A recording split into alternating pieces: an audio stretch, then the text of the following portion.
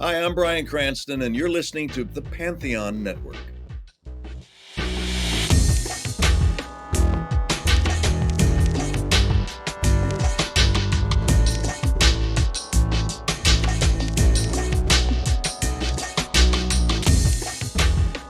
Hey, I'm Nick DiMatteo, and welcome to Season 6, Episode 13 of Music is Not a Genre. I messed it up this time.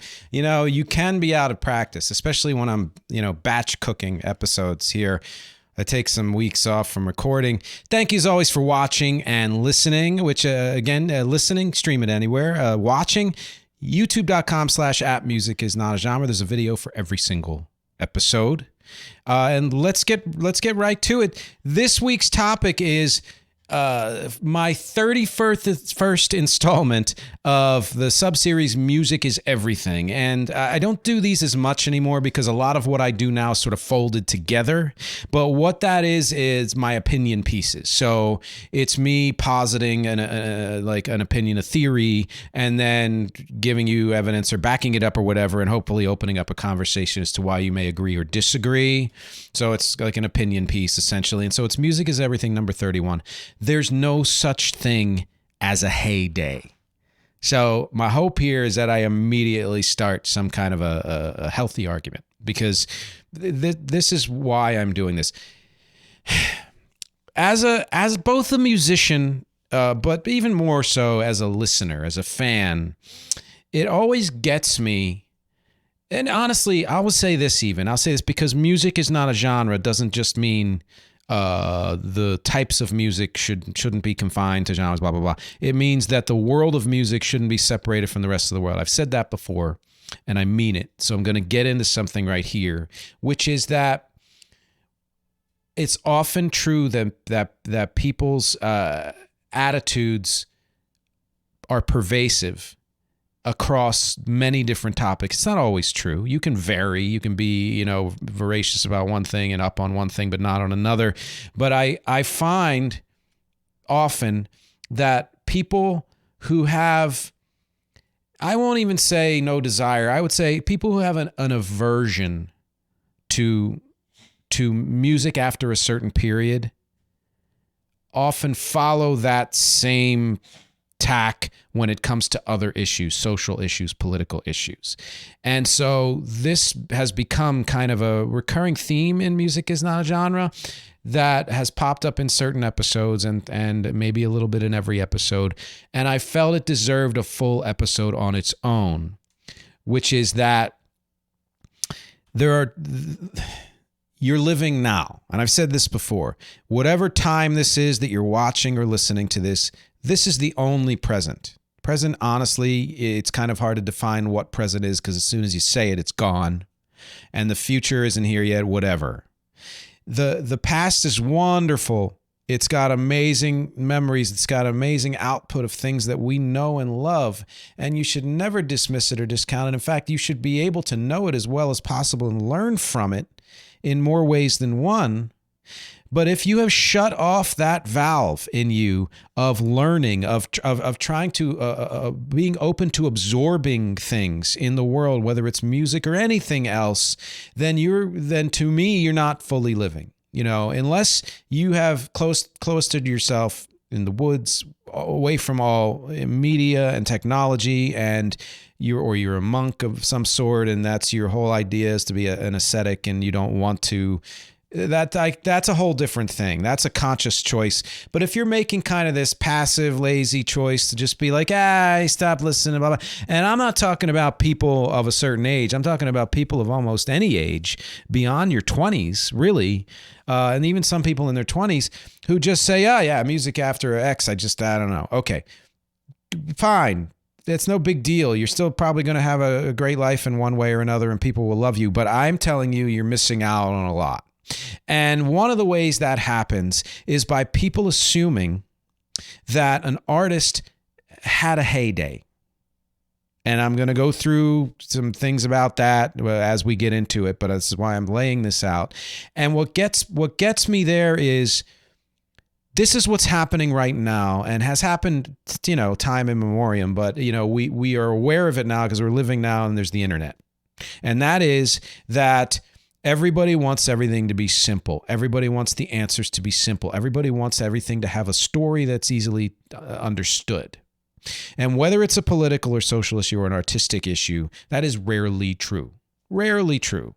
And what you're missing out on are the deeper truth and the fuller truth of anything, of whatever that is. And when you're talking about an artist, a music artist, to assume that an artist's so-called heyday is the only time when it was valuable to listen to them, or where they were doing good work, or where they had any kind of an artistic impact or cultural impact, it's facile, it's lazy, and it is a choice I find that, again, can pervade so many other things. And whether you're talking about, whatever current conflict is happening while you're listening to this or watching this, if your idea of the answer to that conflict is to pick a side, then you are falling prey to the upper surface of media reportage.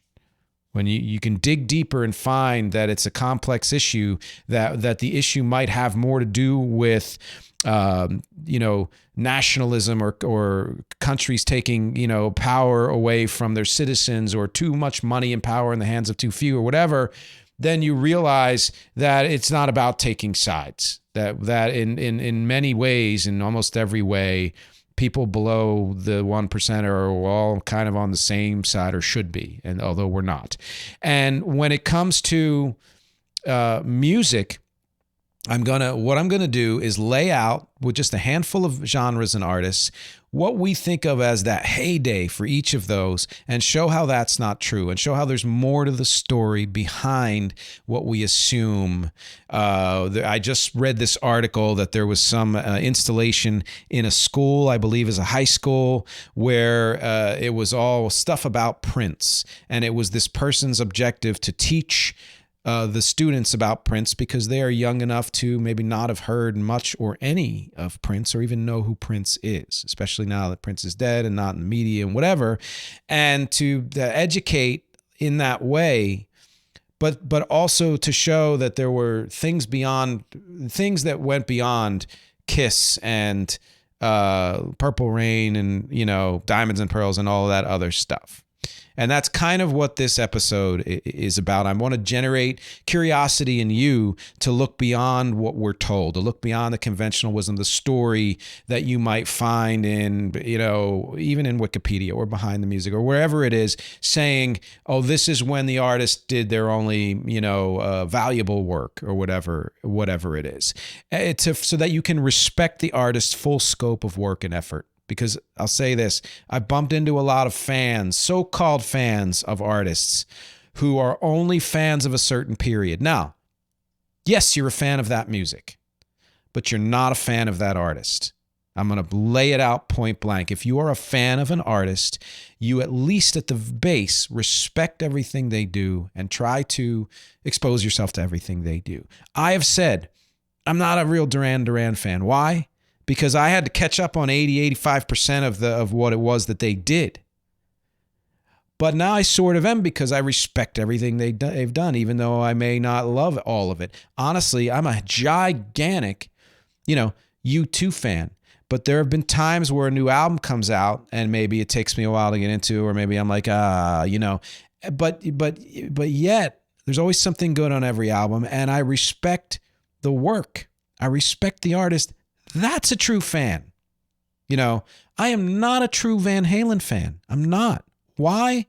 Because anything they did after David Lee Roth, left, I'm not interested in. I respect it. I respect the work that went behind it, but I can tell you I'm not a real fan. I happen to really enjoy a lot of what they did in the late 70s and early 80s. Doesn't make me makes me a fan of the music, not necessarily of the artist. So I'm saying, if you're claiming that you are a fan of an artist, but you think their only valuable work was one period, either a heyday, or if you're a contrarian, oh no, it was the period that 10 years after their heyday when they really got into it, then you're not a fan of the artist. You're a fan of that particular sphere of music, and I love that, but you're not a fan of the artist. And I'm showing how commerce and media can lull us into these mindsets and into not exploring further. And how am I doing it? Yes, I'm using select bands and genres that I know, that I've done the chronology for, which is my way of saying listening to a catalog, back to front in order. And I am going to use 5 criteria for determining if there was a heyday or not. And I'm going to show you that most, if not all, artists and genres have never had a complete heyday. Disclaimer being, this is all subjective. I mean, I'm backing it up with a lot of research and information, but it's still subjective. And there may be artists I'm missing for whom all 5 criteria merged, and that was their only heyday, and that's it. Now, that may be the case when it comes to lesser, like, I don't know, artists who were only around for 2 years, of course, right? But then again, even for those, when I get to the conclusions, I'll explain why that may not even be true. But either way, I challenge you to find exceptions to my rules.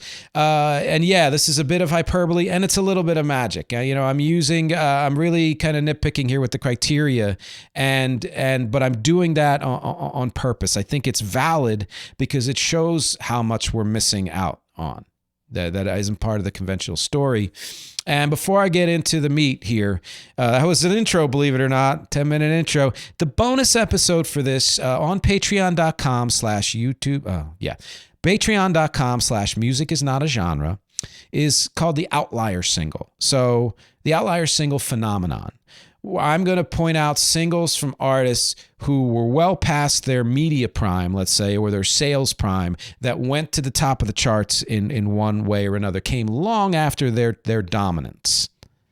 And not because they were reused in a TV show or movie, although that's valid too, and I think that's awesome. That's what the bonus episode is on patreon.com/music is not a genre. So to get to the body here, the definition of heyday that I found online is the period of a person's or thing's greatest success, popularity, or vigor, which already is vague.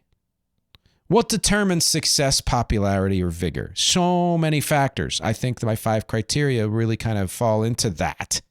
That's why I came up with it, because to assume that a heyday is defined by only one or a couple of things is why we miss out on so much. So my 5 criteria, I've used 4 of these before. I used 3 of them in one episode. I added a 4th one when I was talking to Steve Erickson, and then I added a 5th for this because it's important to consider all 5 of these. Number 1 is creativity. It's always number 1 in my book. When the artist was at their peak of creative powers. So if we're going to talk about mini heydays, their heyday of creative powers, or that's when the genre, if I talk about a genre, was the most expansive and exploratory and accessible. It was when all these things creatively merged for a genre. Number 2, charm. All these start with C, by the way. It's fun, right? How popular and well-loved an artist is, regardless of sales, regardless of critical acclaim. They might have had a cult following or a core following. They might have a large or a rabid following or a world following, but this is just about their popularity and how people loved them. Number 3, commerce. Sales numbers, their income, airplay, streaming. Were there songs in commercials or movies? That's commerce. Number 4, caravan. I had to search for a C for this one. How successful were they at touring? How much money did they make at touring? How many fans did they get out to their shows at touring? Regardless of what they were doing at the time for recording, or regardless of any airplay presence, regardless of even their creative level at the point. And number 5, critique. Were they getting great reviews? When was their period when they were getting the best reviews across the board? When were they a critical darling? Which doesn't always happen contemporaneously. It could happen after the fact, and often does, especially for artists ahead of their time. So getting into the list, the examples, genres, and artists, a couple of things here. I'm going to exclude bands that had, and artists that had multiple eras of success, or who are permanently successful, or, they're just part of the pantheon of music gods, because it's too obvious. Of course they didn't have a heyday, and they include Bowie, Genesis, Yes, Van Halen, Green Day, Weezer, Chili Peppers, Foo Fighters, Kool and the Gang, and so many other artists like that. Prince, MJ, the Beatles, the Rolling Stones, Chicago, U2, Beastie Boys, Billy Joel, Elton John, Bruce, Madonna, Beyonce, Dolly Parton, Willie Nelson, Dylan, and I can name hundreds of others that have entered into the god or demigod realm of musicians that, of course, they didn't have a heyday. Elvis, did I not say Elvis? Yeah, but that's another one. And here's why. I'm also excluding artists whose death propelled them to even greater heights. Because, now they are also part of the pantheon. Elvis, Tupac and Biggie, whose careers were tragically short. Nirvana, also tragically short. See My Death is Dumb series. Most of the artists on that in that series would be on this list.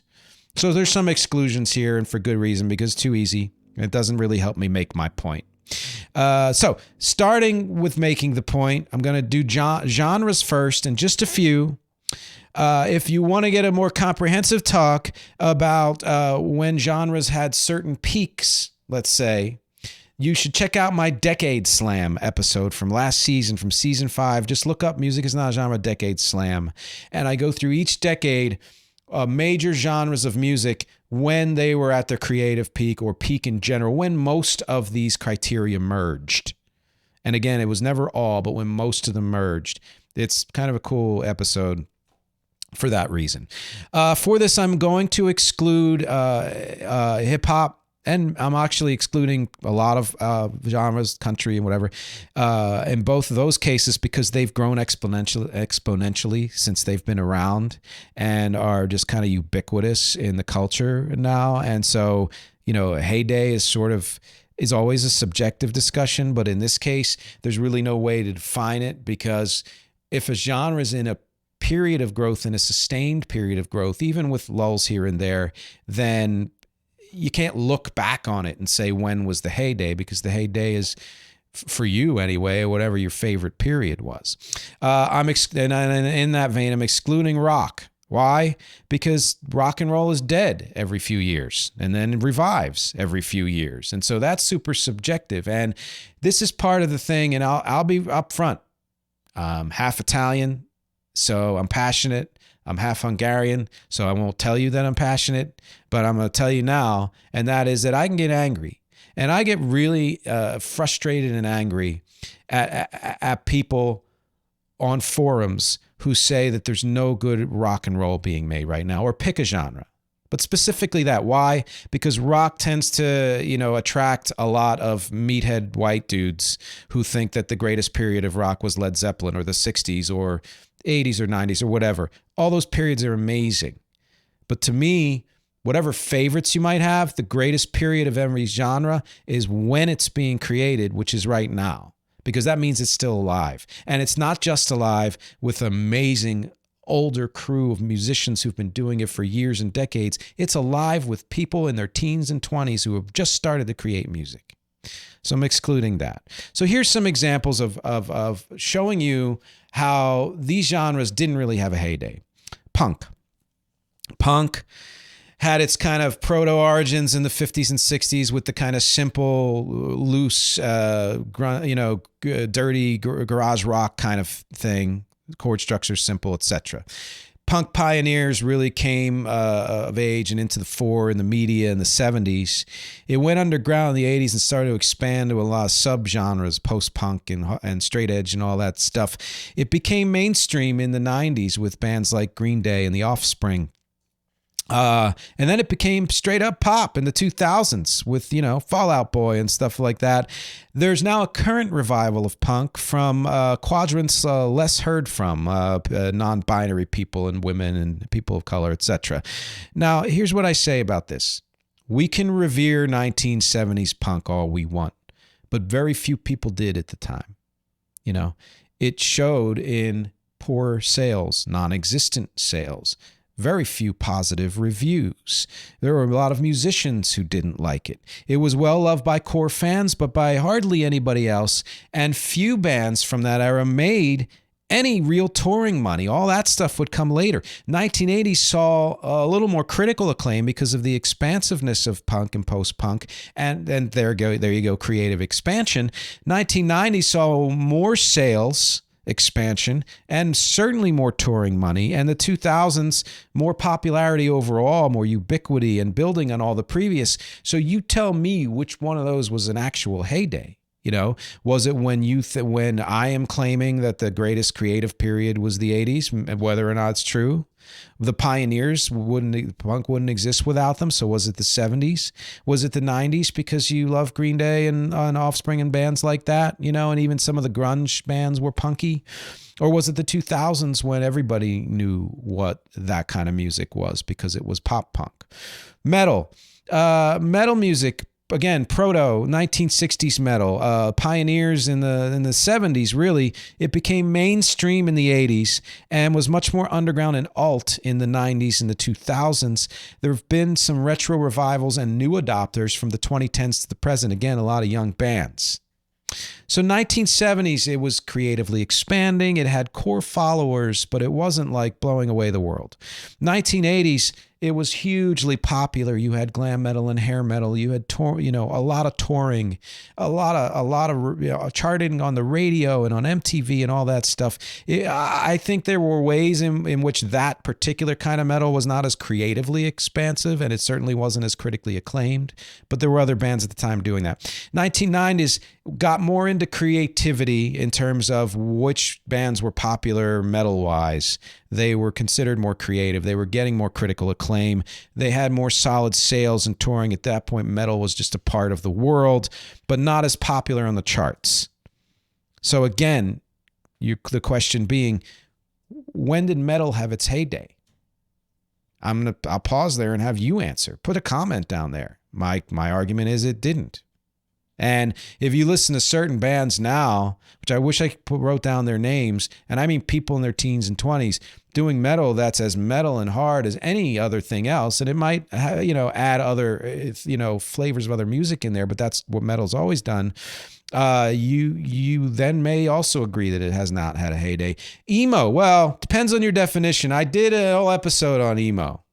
Proto-emo in the 70s and 80s, of course, The Cure and bands like that, and the Smiths. First wave of emo in the 90s, Sunny Day Real Estate. Hits the pop charts in the 2000s with Jimmy Eat World and Dashboard Confessional and all the bands like that, and it got even poppier after that. And it's been everywhere in some form since. There is emo hip-hop. There's emo pop. I mean, Billie Eilish may not call herself emo because they do a somewhat eclectic, but they're definitely influenced by it. The 1990s to me were a highly creative period, emo, and they were critically acclaimed in many ways. They had some core followers, but very little money. 2000s became more popular, more charts, more money. But, it's in terms of creativity, that creativity kind of branched off into other kinds of music. So again, maybe emo's heyday is now. Maybe it's never had one. EDM, proto-EDM in the 1970s, electronic dance music. Underground, mostly in the 1980s.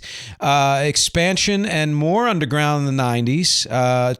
Hits the charts more in the 20s and 2000s and 2010s. And now. In the 70s, it had some cult and niche followers, and certainly artists, who were being influenced by Kraftwerk and Neu and people who were doing electronic stuff.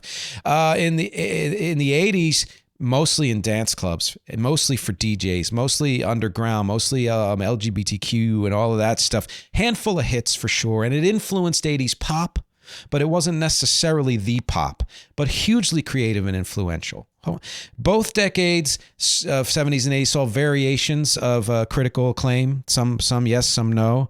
1990s, it got a bigger cult following. You had raves, and you had all it was way more dance, and the DJs were becoming superstars and stuff like that. A growing underground influence, and other artists started to incorporate that music. Much more creative expansion, I think, as well.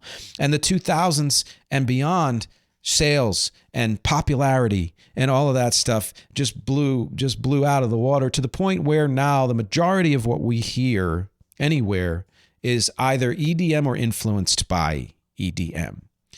So again, I was a DJ in the 80s and a little bit in the 90s, and I went to clubs in those decades. I really enjoy some of that music and not so much others. I found when people like Fatboy Slim in the 90s or Skrillex later on, people I really enjoy, all that comes from all different eras. Was there a heyday for EDM? I don't know. What I do know is this is the perfect time to take a break. So we just finished up with the genres examples. I'm going to get into some artist examples, just a handful, and then ask you some questions and, of course, the featured song, and talk about the bonus episode right after the normal message break that I do for every episode. Talk to you in a bit. Hey, so I was going to do the usual and just list all of the links that I'd love for you to check out, but I realized that everything you need to know and everywhere you need to go is at nickdimatteo.com. That really is the hub. I list all the links in every episode just in case, but nickdimatteo.com is where I put everything that I do. If you want to know more about this podcast, whether it's the audio version or the YouTube version at youtube.com/@musicisnotagenre or wherever else the podcast shows up, or if you want to support the podcast at patreon.com/musicisnotagenre, just go to nickdimatteo.com. It's all there. If you want to check out my full discography of original music and covers for my band REC, REC, and beyond, it's at nickdimatteo.com, including all the streaming and social links for wherever you listen to music and wherever you check out your soch. My acting clips are there. My voiceover clips are there. Graphic design, my blog, and most especially, it's the best place to contact me. If you go to nickdimatteo.com/contact or just hit the contact is on every single page. You can send me a note, say hello, ask me any questions you'd like.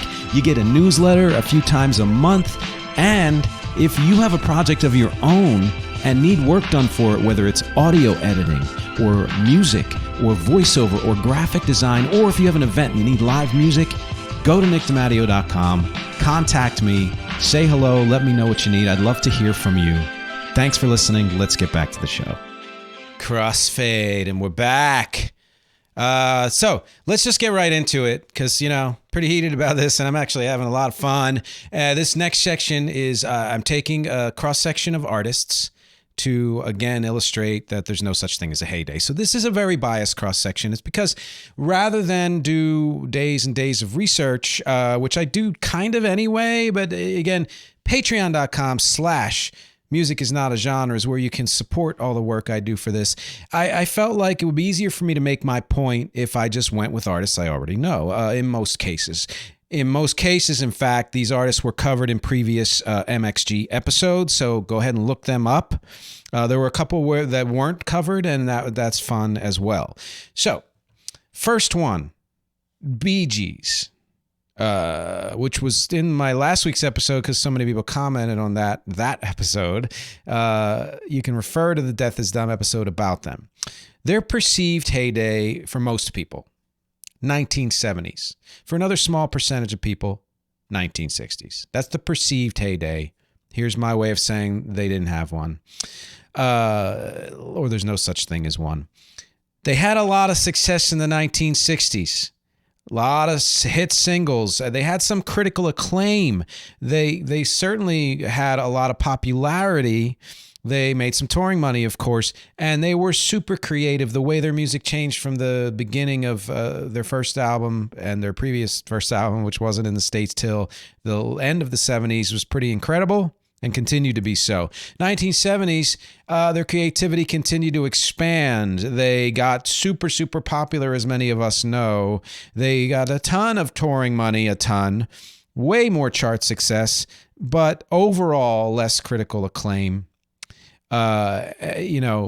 People forget that prior to Saturday Night Fever, there was a whole era where they were, transitioning out of their kind of Beatles-esque stuff and their folk stuff into more R&B stuff and soul stuff. And there was a lot of success during that period as well, and a decent amount of critical acclaim. Then their last two albums were in 1997 and 2001, by the way, were more successful than anything else they did in the 80s, 90s, and even early 1970s. And I bring that up because people think of the 70s as their most successful period. 1980s, they kind of had lower on all five criteria until later in the decade when they started to come back, and that was because of the disco backlash. 1990s and beyond, hardly any popularity in the States, expanding creatively somewhat. Low sales, yes, in the States, but kind of success everywhere else. Their tours were successful, their press was successful, and all that. Critics weren't paying a whole lot of attention, but when you get to the 2000s and beyond, especially after they started to die, the critics started to pay more attention, and in retrospect, they got better critical reviews than they probably even did at the time, even for their disco stuff.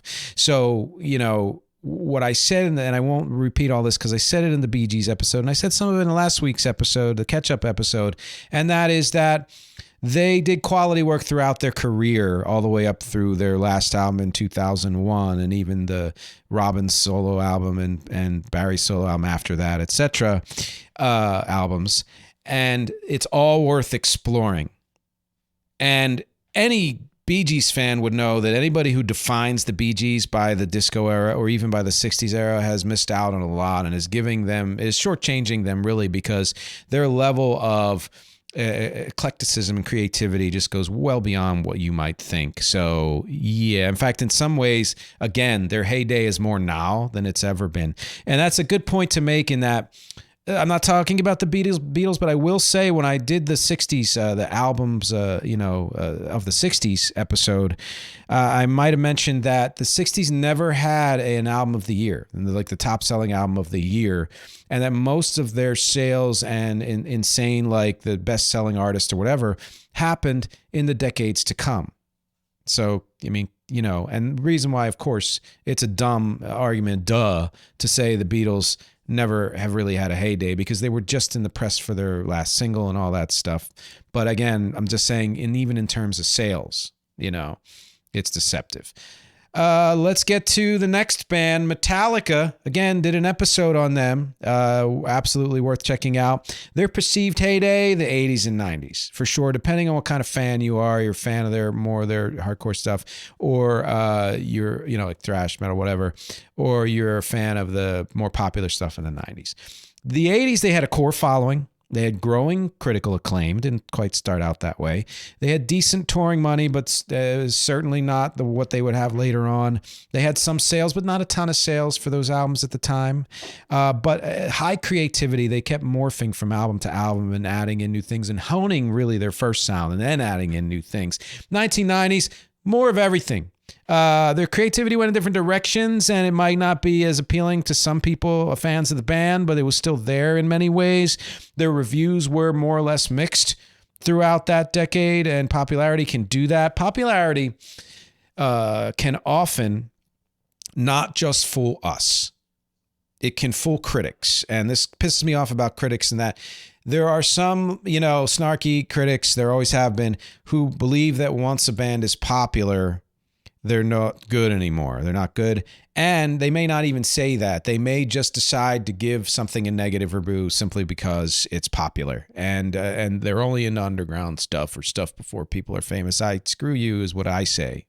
Because it's great that you can support lesser known artists, but to dismiss artists that have had success just because they're in the media is actually giving more power to the media and less power to the artist. So, critics, which side are you on? I mean, I guess if you're a journalist, you can be on either side, because you can be very creative and part of the artistic community as a journalist, or you can be a real, media whore. So I don't know. You have to answer that for yourself. Metallica 2000s to the present has been their most successful era for sales and for touring.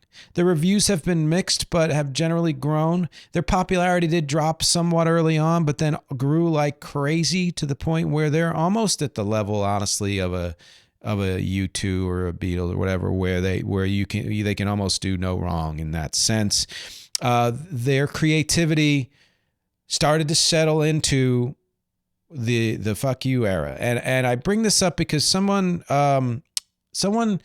coined that, a listener or a viewer of mine on YouTube, but it's something I've talked about before. And in fact, one of the bands later on my list is really where it dawned on me that when I've gone through these chronologies, especially for bands I wasn't a huge fan of, there were times where if the band lasted long enough, they went through their creative peak and their commercial peak, and then they started to lose commerciality or whatever, and the media stopped paying attention to them, but the fans might have, and then they were like, screw it, we're going to do whatever we want, and get back to the core of what we love the most, even if that includes new stuff.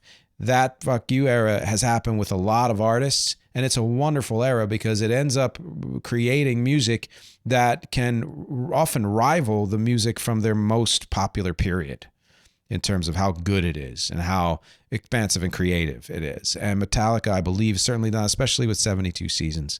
But even with like Saint Anger, people don't like. Watch the Metallica episode. You'll get my opinions on all that. Another one, and one in my news a lot recently, is Duran Duran. A couple episodes on them. Their perceived heyday, 1980s and a bit in the early 1990s.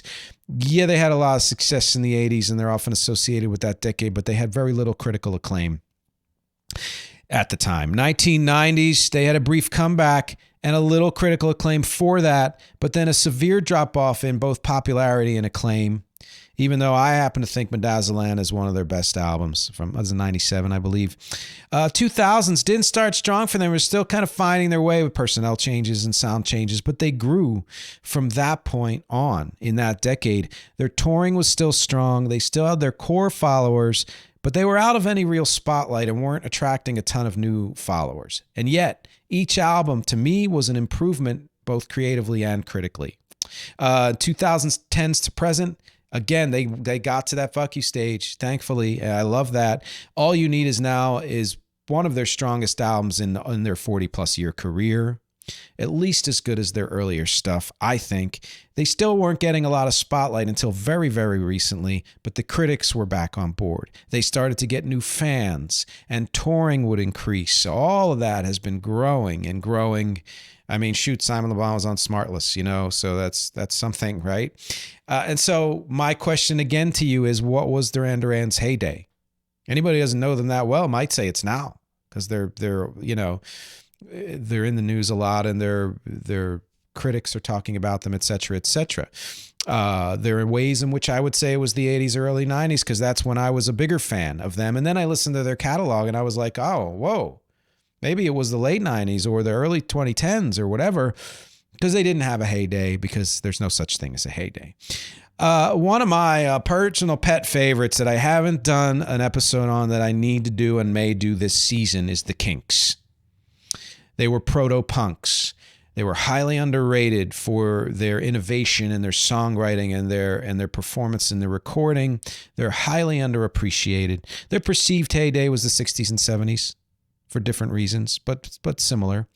In the 60s, they had brief album success at the start of the British invasion. They had consistent singles throughout the decade. They had variable critical success, but growing by the end of the decade for sure, and certainly into the early 70s. They had some popularity, but ranking well behind the Beatles and the Stones and the Who, that British invasion, and behind a lot of other non-British bands. And I'm sure they had touring numbers and whatever. 60s were a big decade for them, but maybe not the biggest. The 70s came and they had more singles, variable critical success. A lot of that started to dip in the middle of the decade as they went to more kind of like rock opera experimental stuff. But by the latter third of the decade, it would start to rise again. They weren't the darlings of the media or of the charts or anything like that, but they started to have a little bit more success, certainly in the early 70s, and then again by the later 70s. And into the early 80s when, Destroyer was a big song for me in school. A friend of mine who loved to sing that. Paranoia, Big Destroyer. Big hit single in 1983 was Come Dancing, and it was seen as a comeback for them, even though they'd always been around. That single was as high as their last peak single in 1985 in the U.S., Tired of Waiting, which I love that song. Almost 20 years. So what a career to be able to do that. They were back in the public eye. They were on MTV. They were back on the pop charts. They had variable reviews in the 80s, but mostly positive, especially early on. They did a ton of touring. And by the end of the decade, all that had fallen off. In the 90s, they didn't have much of a presence, so they ended up breaking up. But Britpop bands cited them as a huge influence in the 90s, Oasis and people like that. Varying reviews for their 90s work, but the critics who understood them saw Ray Davies as one of the geniuses of songwriting. I mean, Pete Townsend said that So it's got to be true, right? 2000s to present, they didn't put out anything. The critics now mostly love them. So what do you say about that? Again, in hindsight, the things that some critics trash. There were so many times when Rolling Stone and other, and even Pitchfork, God damn them, have taken back, have retracted previous reviews because at the time they were trashing something that ended up becoming iconic or influential or revered in some other way. And I think that has happened often with the Kinks and bands like the Kinks. So again, no such thing as a heyday for them, even though Lola is awesome and all that stuff. Rush. Now here's interesting. Never done an episode of them. Not even a huge fan. But I listened to their entire chronology at some point a couple of years ago. And they were one of the spurs that made me want to do this topic. Hands down. Because not knowing a lot about them, what I loved was Tom Sawyer in that era. And then nothing else. Because I just was not a fan. And I went through this journey chronologically and chronographically, blah, blah, blah, and found that they were the first band where I noticed, oh, it sounds like they got to a fuck you stage because they went through all these morphing and changes and finding a way and trying to incorporate new things or not. And then all of a sudden their music changed in a way that was like, oh my God, this is what they should have been doing all along, and it's because they just stopped caring about charts and stuff like that. Their perceived success and heyday was the 70s and early 80s. And of course, the 70s were big for them. They started out kind of mundane, kind of like a Led Zeppelin knockoff. It would grow quite a bit. And critics would say that. Mostly just had a cult following and they had a lot of touring, but there were things that were popping to the surface. 80s, huge growth in popularity and respect, more touring, more sales. Creativity would take them from guitar prog to synth prog and even some pop-ish stuff, pop-ish. From long music to very concise music. The critical success was strong almost throughout the decade, but by the decade's end, not so much. They were kind of losing their way creatively, but let me note that every album in the US from 1980 until their last one has been in the top 20, and most of them have been in the top 10. 1990s, they started to get back their creative thread. They were overcorrecting a little from the synth to kind of harder, grungier stuff. Critics were not all in agreement about whether or not their stuff was great at the time. Most of the 90s, they only had blips in popularity. They weren't as popular as they were in the 80s. Mostly also touring until some of the tragedies in Neil Peart's life towards the end of that decade. 2000s, their fuck you stage is creeping in, but not quite there yet.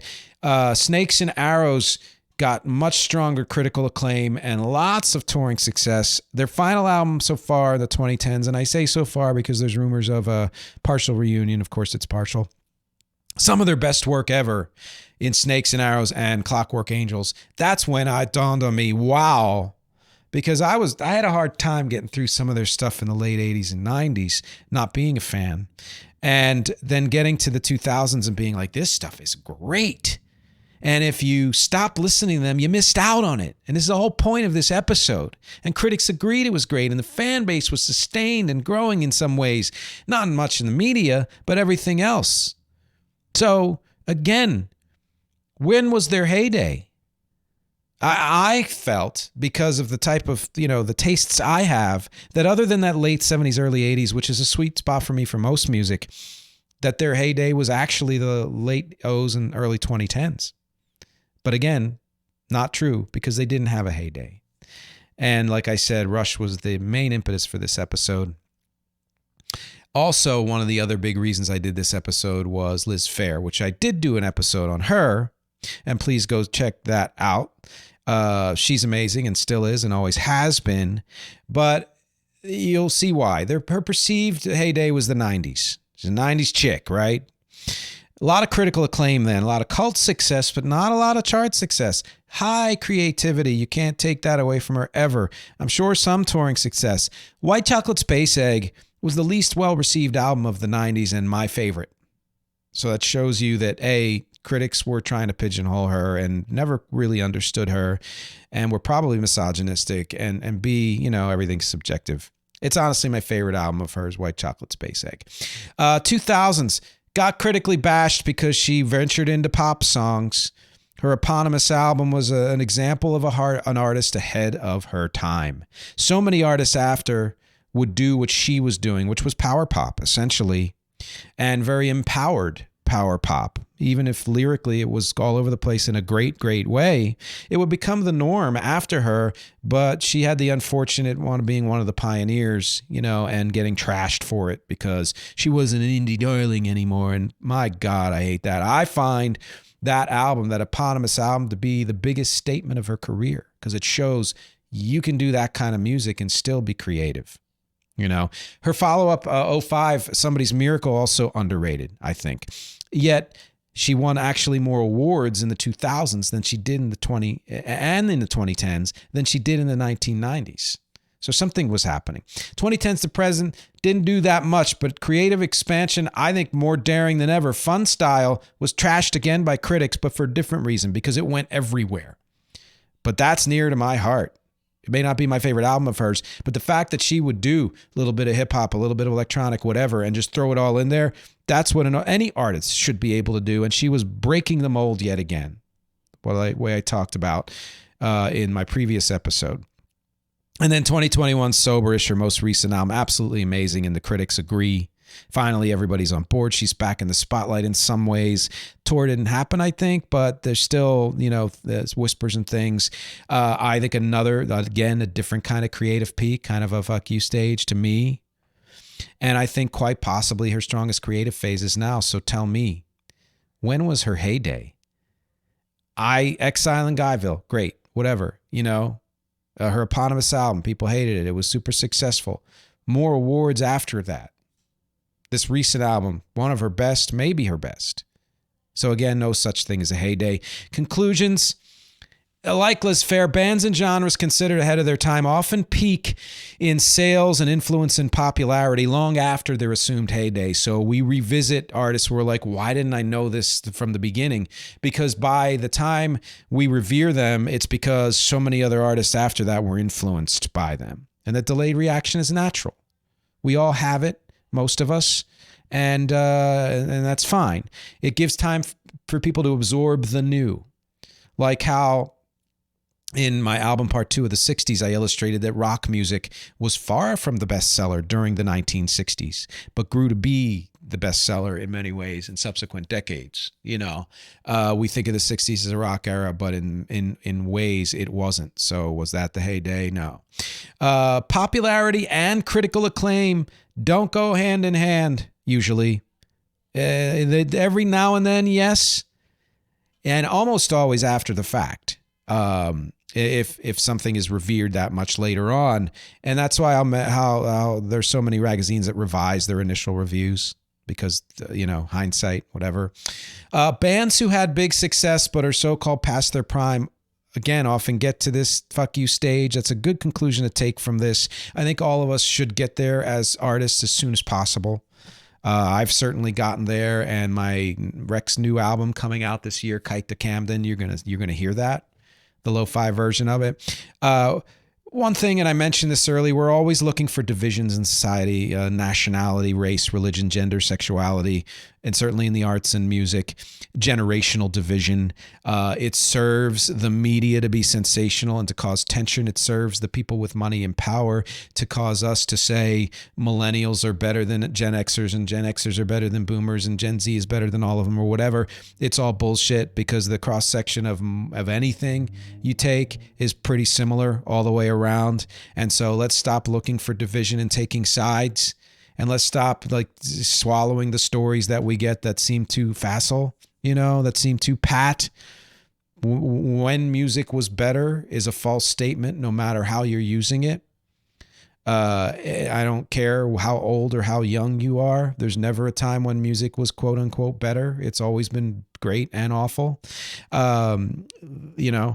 So all of you who say nothing good is being made right now, you need to, first of all, this, and if you're just listening, I'm giving a finger and I mean it, but be self-aware enough to know that every generation has said nothing good is being made today. People in the 40s said that. And you're also shooting yourself in the foot by denying yourself the discovery of new music that you might love, whether it's new music from old artists or new music from new artists. It's, again, why have no artists had a heyday? Because it's impossible almost for all 5 criteria to line up at once. It's kind of baked into the system that they don't. Very, very rare that there's only one time where all 5 criteria line up. Every artist with any substantial following, not even not superstars. It's not possible. Now, again, one album or one hit wonders or flash in the pan, musicians, flash in the pan genres might have had a heyday because they only had one day. But here's the big but, and that's why I say there's no such thing.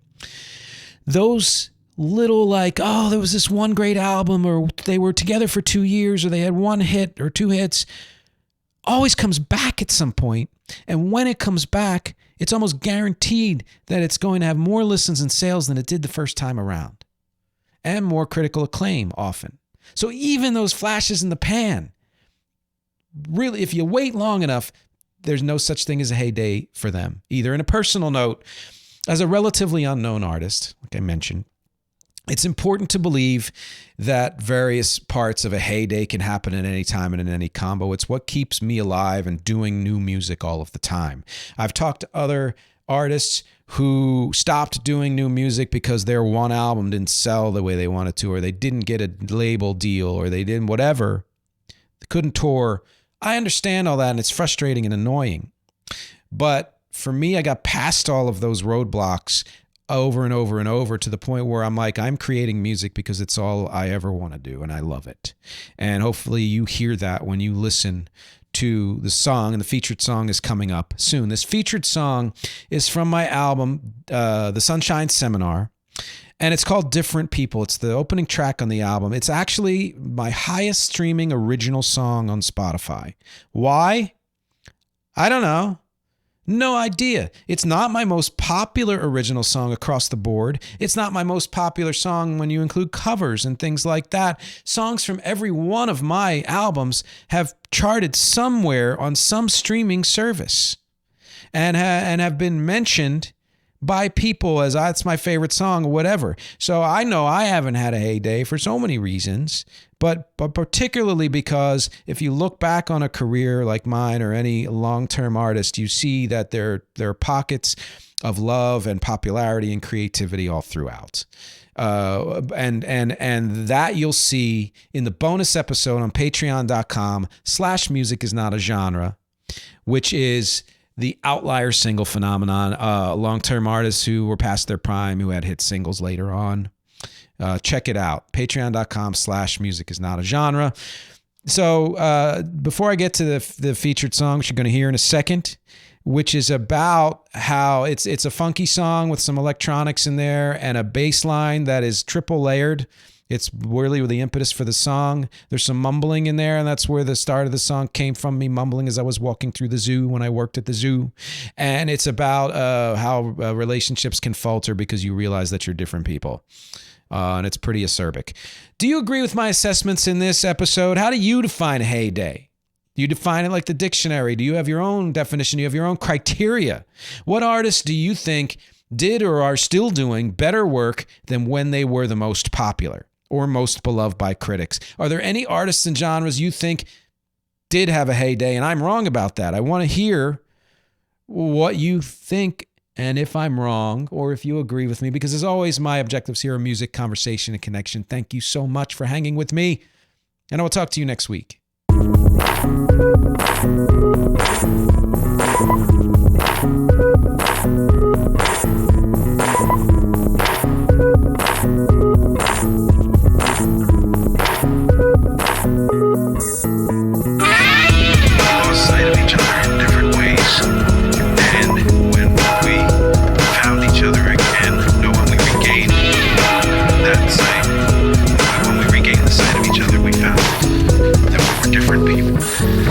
I've been living on the ghost of nothing